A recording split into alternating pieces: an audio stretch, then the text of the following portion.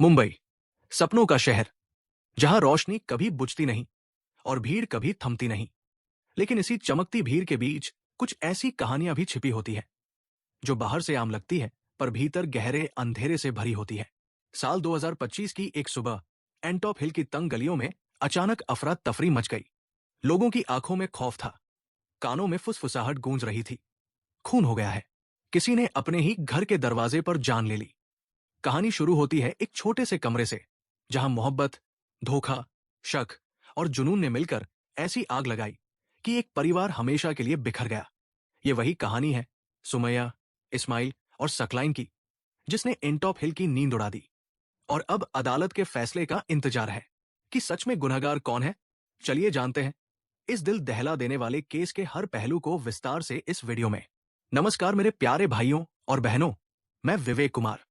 Crime की कहानी के नए एपिसोड में आप सभी लोगों का हार्दिक स्वागत है। कहानी में आगे बढ़ने से पहले कृपया क्राइम की कहानी चैनल को सब्सक्राइब कर बेल आइकन जरूर दबा लें, ताकि मेरे हर वीडियो का नोटिफिकेशन आपको मिलता रहे। तो चलिए आज की कहानी शुरू करते हैं। आज की कहानी मुंबई की है। मुंबई की कहानियों में अक्सर चमक धमक, भीड़ और सपनों का जिक्र होता है, लेकिन इस शहर की गलियों में ऐसी भी कहानियां छुपी है जो उतनी ही साधारण होकर भी दिल को गहराई से छू जाती है। ये कहानी भी उन्हीं में से एक है। साल 2025 की बात है। मुंबई का एंटॉप हिल इलाका, ऊंची नीची इमारतों के बीच तंग गलियां, चाय की दुकानों की खुशबू और बच्चों की खिलखिलाहट से भरा। इसी इलाके की एक पुरानी सी बिल्डिंग, महात्मा गांधी सेवा मंडल के एक छोटे से कमरे में रहते थे शेख निजाम अख्तर शेख। निजाम 28 साल का एक साधारण नौजवान, हावड़ा के चरापांचला गांव से मुंबई आया था। वक्त कैसे बीता पता ही नहीं चला, और देखते ही देखते लगभग 25 साल से यही शहर उसका घर बन गया। अब वो अपनी 30 साल की बीवी सैदा और 9 साल की मासूम बेटी के साथ उसी किराए के कमरे में जिंदगी बिता रहा था। कमरा छोटा जरूर था, पर उसमें मोहब्बत और अपनापन इतना बड़ा था कि हर मुश्किल दरवाजे पर ही ठहर जाती। निजाम की दुनिया सीधी सादी थी। सुबह फैक्ट्री का रुख करता, शाम को थककर लौटता, और दरवाजा खोलते ही बेटी की मुस्कान और सैदा की आंखों की चमक उसका पूरा दिन बदल देती। वो मुंबई सेंट्रल के पास महाराष्ट्र कॉलेज के करीब कॉस्मोस क्राफ्ट नाम की एक फैक्ट्री में काम करता था। बीते 1.5 साल से वहां जरी का काम कर रहा था। कपड़ों पर सुनहरे और रेशमी धागों से नाजुक कढ़ाई करना उसका रोज का काम था। ये काम उतना ही मेहनती था जितना धैर्य मांगता था।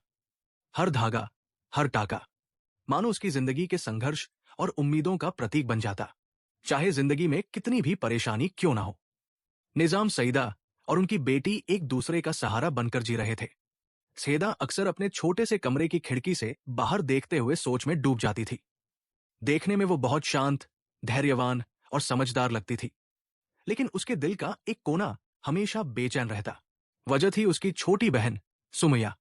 सुमैया का घर ज्यादा दूर नहीं था, एंटॉप हिल का ही बंगालीपुरा इलाका। वही वो अपने दूसरे पति शेख इस्माइल अली के साथ रहती थी। 3 साल पहले दोनों ने प्यार में शादी की थी। उस वक्त सैदा को भी लगा था कि बहन की जिंदगी अब संभल जाएगी, लेकिन किस्मत जैसे उसके पीछे ही पड़ गई थी। असल में सुमैया की पहली शादी सामिल नाम के शख्स से हुई थी। उस रिश्ते से उसका एक बेटा है, सिर्फ 9 साल का, जो आज अपनी नानी के पास पल रहा था। सामिल और सुमैया के बीच आए दिन झगड़े होते थे। हर छोटी बात तू तू मैं में बदल जाती, और आखिरकार रिश्ता टूट गया। तलाक ने दोनों को अलग कर दिया। लेकिन सुमैया की परेशानियां वहीं से शुरू हुई। टूटी हुई जिंदगी को जोड़ने की कोशिश में सुमैया ने इस्माइल से निकाह किया। वो सोचती थी कि शायद इस बार उसे सच्चा सुकून मिलेगा, कोई ऐसा जो उसका दर्द समझेगा। लेकिन धीरे धीरे इस नए रिश्ते में भी दरारें आने लगी। छोटी छोटी बातों पर बहस, तकरार और फिर झगड़े। इस्माइल का स्वभाव शुरू से ही गुस्सैल था, पर शुरुआती दिनों में सुमैया ने उसे प्यार समझकर नजरअंदाज कर दिया। मगर वक्त बीतने के साथ उसका गुस्सा बढ़ता ही गया। सैदा अक्सर अपनी बहन को याद करते हुए कहती थी, सुमैया बचपन से ही जिद्दी है, गुस्सैल भी। अगर बात उसके मन की न हो तो चाहे सामने बड़ा हो या छोटा, वो सब पर चिल्ला देती है। घर के बड़े बुजुर्गों ने, यहां तक कि सैयदा ने खुद भी कितनी बार उसे समझाने की कोशिश की थी, लेकिन सुमैया किसी की सुनना जानती ही नहीं थी। उसके भीतर मानो कोई बेचैन आत्मा बसी हो, जो उसे कभी भी किसी रिश्ते में टिकने नहीं देती थी। यही बेचैनी बार बार उसकी जिंदगी को उलझनों में धकेल देती। सैयदा को अक्सर डर लगता कि कहीं सुमैया की समस्याएं उसके अपने घर की शांति को न तोड़ दें, पर एक बहन होने के नाते चिंता और मोह उसे हर बार सुमैया की तरफ खींच लेता। सुमैया की उलझी हुई जिंदगी आगे जाकर कौन सा मोड़ लेगी, ये न सैयदा जानती थी, न उसके परिवार का कोई और। सब कुछ धुंधला और अनिश्चित था। और फिर आया वो दिन, 26 मई 2025। सुबह का वक्त था, करीब 8 बजे। शेख निजाम हमेशा की तरह कॉस्मोस क्राफ्ट फैक्ट्री की मशीनों के शोर में अपने काम में डूबा हुआ था। सुई और धागों से कढ़ाई करता उसका मन उसी धागे की तरह स्थिर था। तभी उसकी जेब में रखा पुराना फोन कंपन करने लगा। स्क्रीन पर नाम चमक रहा था, सैयदा। फोन उठाते ही सैयदा की आवाज में घबराहट और डर साफ झलक रहा था। उसके शब्द कांप रहे थे, इस्माइल, इस्माइल की हत्या हो गई है। निजाम कुछ पल के लिए सुन ही नहीं पाया कि उसने क्या कहा। कानों में मानो मशीनों का शोर बंद हो गया। उसका दिल जोर जोर से धड़कने लगा, हाथ कांपने लगे और मोबाइल जमीन पर गिर गया। उसकी आंखें फैल गई, चेहरा सुनसान सा हो गया, जैसे शरीर में जान ही न बची हो। कुछ सेकंड बाद जब होश लौटा तो वो मशीनों और कामगारों के बीच से धक्का मुक्की करता हुआ भाग पड़ा। किसी को कुछ कहने का वक्त नहीं था। पैर अपने आप उसे फैक्ट्री से बाहर खींच ले गए। वो सीधे दौड़ता हुआ एंटॉप हिल के बंगालीपुरा पहुंचा। वहां पहुंचकर जो नजारा उसने देखा, उसने उसकी रूह तक हिला दी। 26 मई की सुबह वही इस्माइल जो उसका साड़ू था, अपने ही घर के दरवाजे पर खून से लथपथ पड़ा था। उसकी गर्दन पर किसी तेज हथियार से गहरे वार किए गए थे, इतना गहरा कि सांस लेने की कोई गुंजाइश ही न बची हो। उसका पूरा शरीर बेजान और ठंडा हो चुका था। निजाम कुछ देर तक बस खामोश खड़ा उसे देखता रहा, आंखें स्थिर, सांसें थमी हुई, मानो उसके चारों तरफ की दुनिया थम गई हो। इसी बीच दोपहर के करीब थाने में ड्यूटी पर मौजूद एक पुलिस अफसर के पास कंट्रोल रूम से एक मैसेज पहुंचा। मैसेज था, एंटॉप हिल, मुंबई, बंगालीपुरा इलाके की राजीव गांधी नगर झोपड़पट्टी में सार्वजनिक शौचालय के सामने वाली गली की एक बिल्डिंग की गैलरी में सीढ़ियों के पास एक आदमी घायल और बेहोश पड़ा है। यह खबर मिलते ही एंटॉप हिल पुलिस स्टेशन की टीम बिना देर किए मौके पर पहुंच गई। गली के उस संकरे मोड़ पर भीड़ पहले से ही जमा थी। कुछ लोग कानाफूसी कर रहे थे, कुछ बस तमाशा देखने के लिए खड़े थे। पुलिस ने भीड़ को पीछे धकेला और जब नजर जमीन पर पड़े आदमी पर पड़ी तो सब साफ हो गया। वो शख्स कोई और नहीं, इस्माइल अली शेख था। उसका शरीर लहूलुहान और ठंडा पड़ा हुआ था। पुलिस ने नजदीक जाकर जांच की, लेकिन सांस की कोई हलचल नहीं मिली। इस्माइल की मौत हो चुकी थी। मौके पर तुरंत फॉरेंसिक टीम को बुलाया गया। तस्वीरें खींची गईं, खून के धब्बे और हथियारों के निशान तलाशे गए। गली को सील कर दिया गया। हर चीज को कानूनी प्रक्रिया के तहत दर्ज किया गया। इस्माइल की गर्दन और शरीर पर गहरे वार के निशान देख पुलिस ने इसे संदिग्ध मौत मानते हुए केस नंबर 4025 दर्ज किया। यह मामला भारतीय न्याय संहिता की धारा 194 के तहत दर्ज हुआ, यानी हत्या का शक साफ था। आसपास के लोगों से पूछताछ शुरू हुई। कुछ लोग डर से कुछ भी बोलने को तैयार नहीं थे, तो कुछ बस फुसफुसाकर इशारे कर रहे थे। लेकिन धीरे धीरे एक बात सामने आने लगी। गवाहों ने बताया कि 25 मई की रात को इस्माइल और उसकी बीवी सुमैया के बीच जोरदार झगड़ा हुआ था। आवाजें इतनी ऊंची थी कि पास की खिड़कियों तक साफ सुनाई दे रही थी। कई पड़ोसियों ने कहा कि उन्होंने उस रात चीखें सुनी थी, जैसे घर की दीवारें तक कांप उठी हों। पुलिस जैसे जैसे गहराई में उतर रही थी, कहानी और उलझती जा रही थी। पूछताछ के दौरान एक पड़ोसी ने चौंकाने वाली बात बताई। रात करीब 3 बजे मैंने देखा कि एक लड़का, नाम है सकलाइन, उस घर में दाखिल हुआ था। उसके बाद भी अंदर से तेज आवाजें आती रही, झगड़ा और बहस चलती रही। हमें लगा कि रोज की तरह पति पत्नी की लड़ाई होगी, इसलिए किसी ने ध्यान नहीं दिया। पर सुबह जो सच सामने आया उसने सबको हिला दिया। इस्माइल अब जिंदा नहीं था। जांच में पुलिस ने सैयदा से भी पूछताछ की। सैयदा ने हिचकिचाते हुए एक बड़ा राज खोला। सुमैया, मेरी सगी बहन, पिछले कुछ महीनों से इस्माइल को धोखा दे रही थी। उसका एक लड़के, सकलाइन शेख, से अफेयर चल रहा था। इस्माइल को सब पता था। उसने कई बार सुमैया को समझाया भी था, यहां तक कि उसे गांव ले जाकर नई शुरुआत करने की बात कही। लेकिन सुमैया नहीं मानी। वो हर हाल में सकलाइन से शादी करना चाहती थी। अब तस्वीर साफ होती नजर आने लगी थी। पुलिस के मन में शक और गहराता गया। क्या सचमुच ये हत्या उसी जिद और अवैध रिश्ते का नतीजा थी? जैसा सैयदा ने कहा, शायद इसी वजह से सुमैया और सकलाइन ने सोचा कि अगर इस्माइल को रास्ते से हटा दिया जाए तो उनका रास्ता साफ हो जाएगा। 25 मई की रात का वो मंजर अब धीरे धीरे साफ होने लगा था। उस दिन इस्माइल अपने घर में था। तभी रात के सन्नाटे में सकलाइन वहां पहुंचा। दरवाजा सुमैया ने ही खोला। कुछ ही देर में घर के भीतर तेज आवाजें गूंजने लगी। पहले तो बहस हुई, आरोप प्रत्यारोप, चीखें और तकरार। फिर मामला हाथापाई तक पहुंच गया। माहौल इतना बिगड़ गया कि किसी के हाथ में धारदार हथियार आ गया। और फिर 26 मई की रात करीब 3 बजे इस्माइल के गले पर वार किया गया।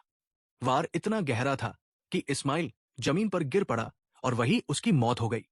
सुबह जब खबर फैली तो एंटॉप हिल की तंग गलियों में सन्नाटा पसर गया। शेख निजाम शेख, जिसने खुद अपनी आंखों से साले का लहूलुहान शरीर देखा था, उसने थरथराते हुए पुलिस में शिकायत दर्ज कराई। शिकायत के आधार पर पुलिस ने सुमैया और सकलाइन के खिलाफ हत्या का मामला दर्ज किया। आरोप था कि इन दोनों ने मिलकर इस्माइल अली शेख की जान ली। एंटॉप हिल पुलिस स्टेशन में मामला दर्ज होते ही जांच तेजी से शुरू कर दी गई। सीसीटीवी फुटेज खंगाले जाने लगे, कॉल रिकॉर्ड्स खींचे गए और दोनों की हर गतिविधि पर पैनी नजर रखी जाने लगी। हर सबूत, हर कड़ी जोड़ने की कोशिश की जा रही थी।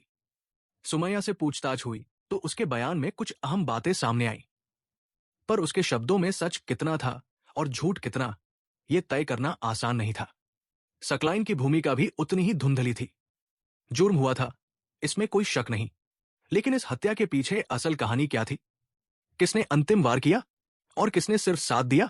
ये अब भी एक पहेली थी जिसके जवाब पुलिस तलाश रही थी। इसी बीच केस की जांच को एक नई दिशा मिली। पुलिस उपनिरीक्षक शिवाजी मदने और उनकी क्राइम डिटेक्शन टीम को एक पुख्ता खबर हाथ लगी। सकलाइन शेख वडाला में कहीं छिपा हुआ है। सूचना इतनी सटीक थी कि टीम ने वक्त बर्बाद नहीं किया। मुखबिर की बताई लोकेशन पर वे तुरंत पहुंचे। जगह थी मीरा दातार दरगाह के पास, एक छोटे से मेडिकल स्टोर के बाजू में बना कमरा। पुलिस जैसे ही वहां पहुंची, अचानक एक लड़का कमरे से बाहर निकलकर रेलवे पटरी की तरफ भागने लगा। उसकी आंखों में डर और भागने की बेताबी साफ झलक रही थी। टीम समझ गई, यही सकलाइन है। बिना देर किए पुलिसकर्मी पीछे दौड़े। कुछ ही पलों में उसे घेर लिया गया और हिरासत में ले लिया गया। उस युवक का नाम सामने आया, सकलाइन गोलम किबरिया शेख, उम्र 27 साल। उसे सीधे एंटॉप हिल पुलिस स्टेशन लाया गया। पूछताछ शुरू हुई तो उसकी जिंदगी की परतें एक एक करके खुलने लगी। सकलाइन पेशे से सोने के गहनों की पॉलिशिंग का काम करता था। वो मूल रूप से पश्चिम बंगाल के हुगली जिले के संतोषपुर झिंगलाटी जंगीपाड़ा गांव का रहने वाला था। बेहतर काम और कमाई की तलाश उसे मुंबई तक खींच लाई थी। लेकिन काम की तलाश में आया ये युवक अब हत्या के केस में सबसे बड़ा संदिग्ध बन चुका था। सुमैया की जिंदगी मानो पहले से ही उलझनों के जाल में फंसी थी। एक रिश्ता टूट चुका था, दूसरी शादी भी टूटने की कगार पर थी। घर में आए दिन झगड़े होते, ताने कसने की आवाजें गूंजती। वो मन से थक चुकी थी, जैसे भीतर का सारा धैर्य खत्म हो गया हो। इसी थकान और खालीपन के दौर में उसकी जिंदगी में सकलाइन आया। शुरुआत बस हल्की फुल्की मुलाकातों से हुई, फिर छोटी छोटी बातों का सिलसिला जुड़ गया। धीरे धीरे बातचीत का रंग बदला।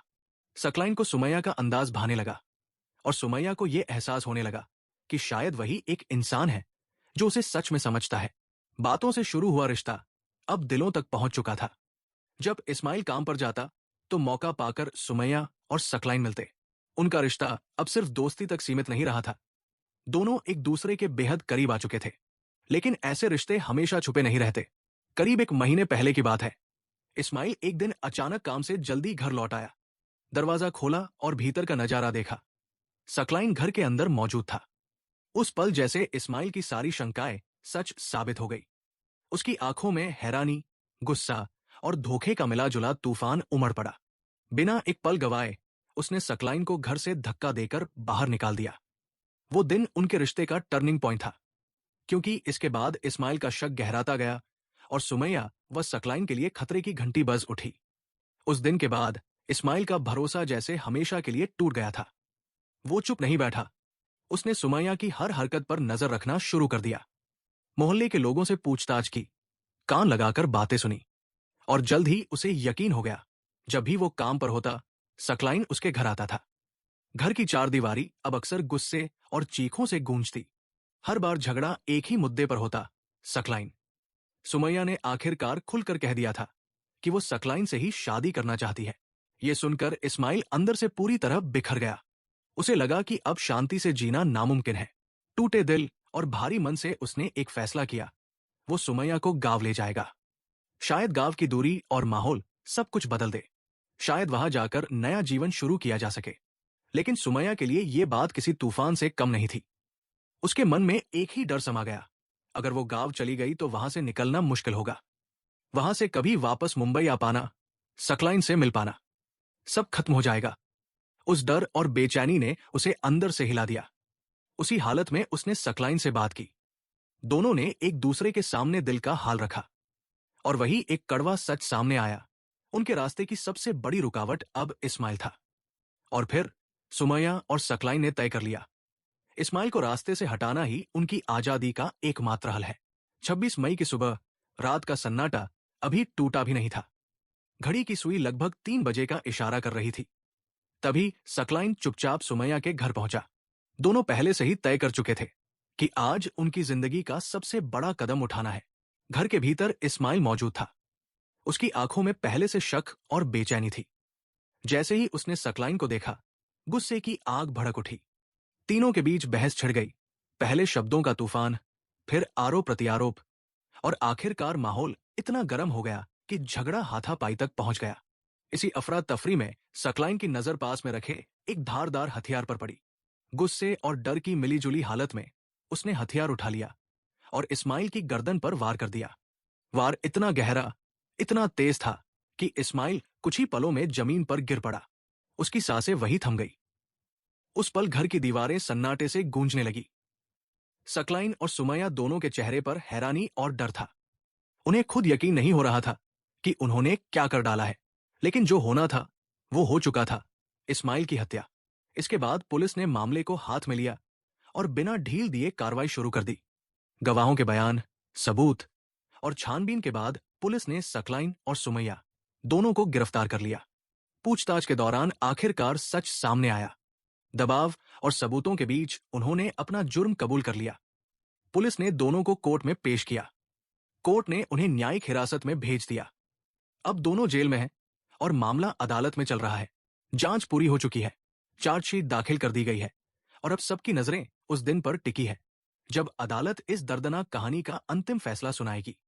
इस कहानी का अंत उतना ही कड़वा है जितना इसकी शुरुआत दर्दनाक थी। एक साधारण सा परिवार, छोटी छोटी खुशियों में जीने वाली जिंदगियां, सब एक गलत रिश्ते और जिद की भेंट चढ़ गई। सुमैया, जो अपने जीवन में सुकून और प्यार की तलाश कर रही थी, उसने वही खो दिया जिसके सहारे वो दुनिया में खड़ी थी। उसकी इज्जत, उसका घर और उसका भविष्य। सकलाइन, जो काम की तलाश में मुंबई आया था, अब सलाखों के पीछे है। उसकी जवानी जेल की चारदीवारी में कैद हो चुकी है। इस्माइल, जिसकी सिर्फ गलती यह थी कि उसने अपने रिश्ते को बचाने और पत्नी को सही राह पर लाने की कोशिश की, वो अपनी ही जिंदगी गवा बैठा। और निजाम, जिसने ये सब अपनी आंखों से देखा, अब भी उस सदमे से बाहर नहीं निकल पाया है। लेकिन इस पूरे घटनाक्रम ने एक सवाल सबके दिलों में छोड़ दिया है, क्या मोह, जिद्द और धोखे के रास्ते पर चलकर कभी किसी को सुकून मिल सकता है? कहानी को लास्ट तक सुनने के लिए आपका धन्यवाद। इस कहानी के बारे में अपनी राय कमेंट करके जरूर बताइएगा और ऐसी ही अपराध की सच्ची कहानियों के लिए हमारे चैनल क्राइम की कहानी को सब्सक्राइब कर लीजिए। कहानी को लाइक और शेयर जरूर करें। धन्यवाद।